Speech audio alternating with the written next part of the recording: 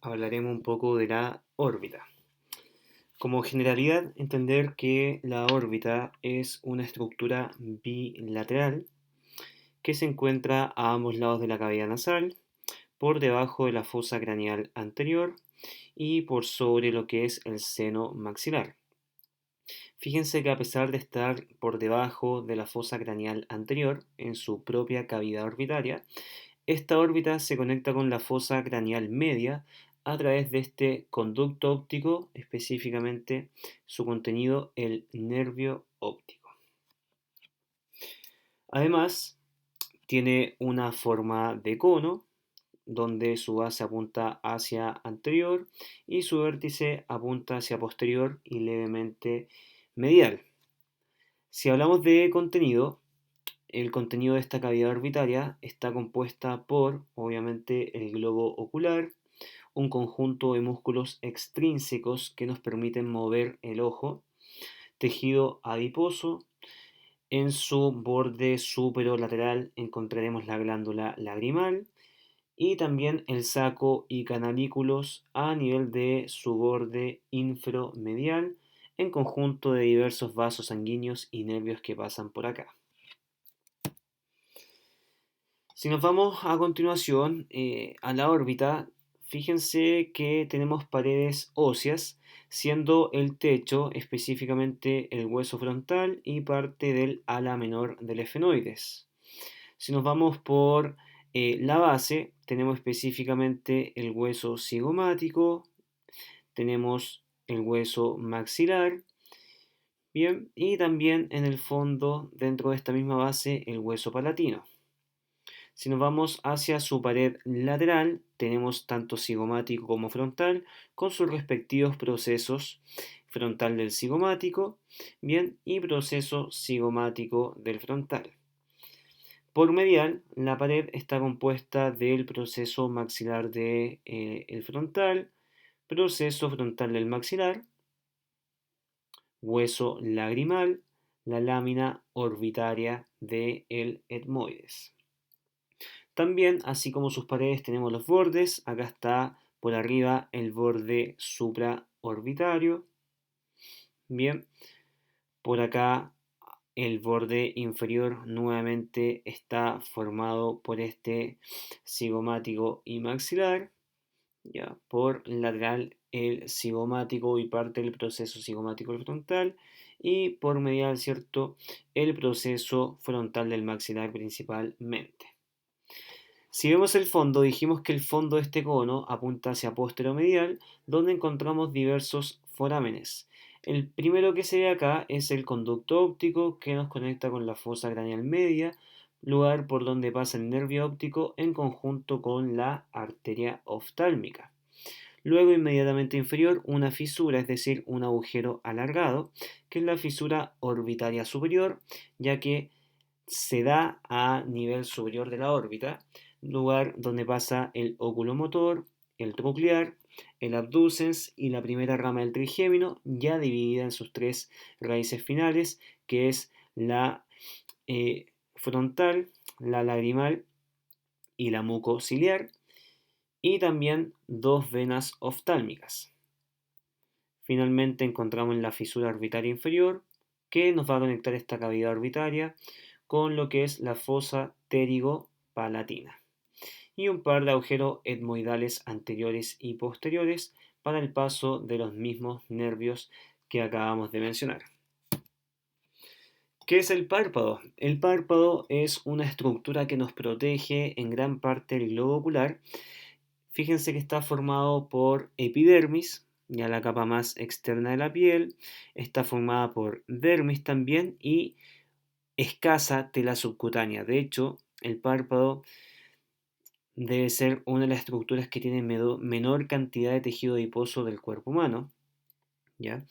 Y si se fijan, dentro de esta tela subcutánea encontramos a un músculo, el músculo orbicular del ojo, bien, que nos permite cerrar, ¿cierto?, y abrir el ojo. Ya está dentro de esta tela subcutánea. Por la parte interna de este párpado va a dar la vuelta, termina acá como epidermis y se convierte en una mucosa, bien, que está acá en la imagen del medio. Tenemos todo lo que es párpado, desde origen a fin, y termina y luego se transforma en lo que es la conjuntiva. Pero la conjuntiva se divide en tres grandes partes. Una conjuntiva palpebral, bien, que es la continuación de la epidermis de lo que es el párpado. Luego genera un fondo de saco, bien, fondo de saco de la conjuntiva o también llamado fornix. Y finalmente lo que es la conjuntiva orbitaria que está en contacto con la órbita. Esto es sumamente importante porque acá en la conjuntiva ocurren diversos tipos de infecciones y producen lo que es la conjuntivitis. Pero por dentro, fíjense que tenemos un esqueleto o una estructura de fibrocartílago llamado tarso. El tarso forma el esqueleto del párpado, bien nos da la estructura y la firmeza o rigidez que necesita este. Y fíjense que el tarso, al ser un fibrocartílago, permite la inserción de unos de los músculos que nos permiten, ¿cierto?, aperturar o abrir el párpado superior. Bien, acá por acá arriba va el músculo elevador del párpado superior, que se entrecruza y mezcla con las fibras del músculo orbicular del ojo, pero antes de eso da una dependencia muscular que se dirige hacia el borde más superior del tarso, y este es el músculo tarsal superior, que al contraerse nos levanta el párpado superior. Esto mismo que acabamos de mencionar, también lo tenemos en el párpado inferior. Fíjense cómo tenemos la epidermis y dermis y tela subcutánea de lo que es el párpado inferior. Tenemos este fibrocartílago llamado tarso. Tenemos el orbicular del ojo, porción palpebral tanto arriba como abajo. Bien, tenemos también que las pestañas nacen desde este vértice del tarso junto a algunas glándulas sebáceas.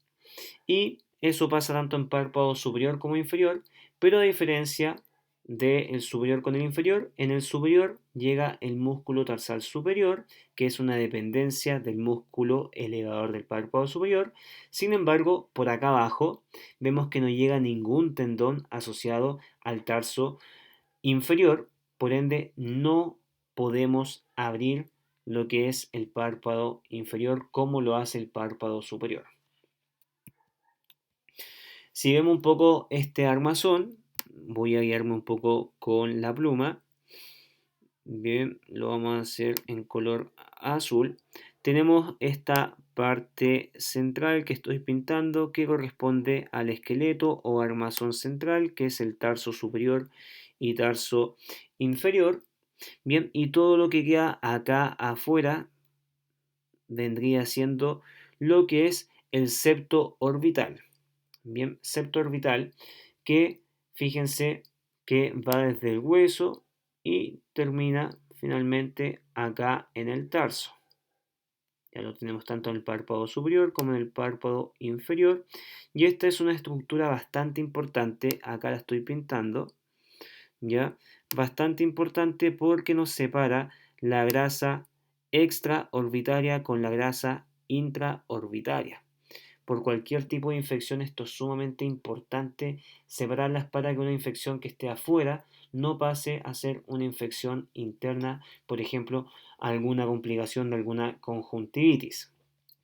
Grasa bastante importante, tanto la extra como la intraocular, porque nos mantiene en posición el globo ocular y nos da estabilidad a este mismo. Entonces tenemos nuevamente por dentro lo que es el tarso, ya tanto superior como inferior, y por fuera en la periferia tenemos todo lo que es el septo orbitario, tarso superior, tarso inferior, y en la periferia lo que es el septo orbitario inferior y superior. También tenemos que este tarso, tanto superior como inferior, se adhiere a las paredes óseas, tanto medial como lateral, a través de los ligamentos palpebrales medial y ligamento palpebral lateral. Bien, además tenemos que sobre el tarso superior va a estar llegando el tendón del músculo elevador del labio superior. O sea, fíjense cómo acá viene el músculo elevador del párpado superior y va a estar llegando, ¿cierto?, sobre lo que es el tarso superior para poder elevar o abrir este párpado superior.